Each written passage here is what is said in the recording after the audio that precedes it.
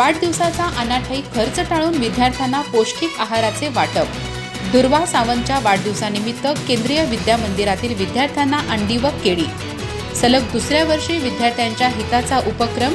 उदय सावंत यांच्या सामाजिक बांधिलकीचे कौतुक। माणगाव येथील सामाजिक कार्यकर्ते तथा केंद्रीय प्राथमिक शाळेच्या शाळा व्यवस्थापन समितीचे अध्यक्ष उदय सावंत यांनी मुलगी दुर्वा हिचा वाढदिवस सामाजिक उपक्रमाने साजरा केला।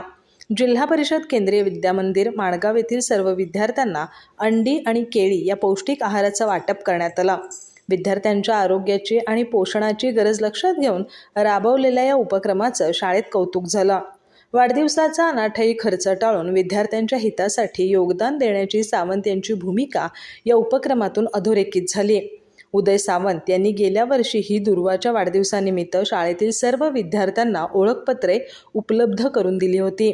विद्यार्थ्यांना कमी खर्चात ओळखपत्र मिळावीत यासाठी त्यांनी निम्म्या किमतीत ती उपलब्ध करून दिली होती। सलग दुसऱ्या वर्षीही विद्यार्थ्यांच्या हिताचा उपक्रम राबवून त्यांनी सामाजिक बांधिलकी जपली आहे। वाढदिवस साजरा करताना समाजासाठीही काहीतरी देणं आवश्यक आहे, हा संदेश या उपक्रमातून देण्यात आला। विद्यार्थ्यांच्या आरोग्य, शिक्षण आणि गरजा लक्षात घेऊन असे उपक्रम राबवणं ही काळाची गरज असल्याचं उपस्थितांनी सांगितलं।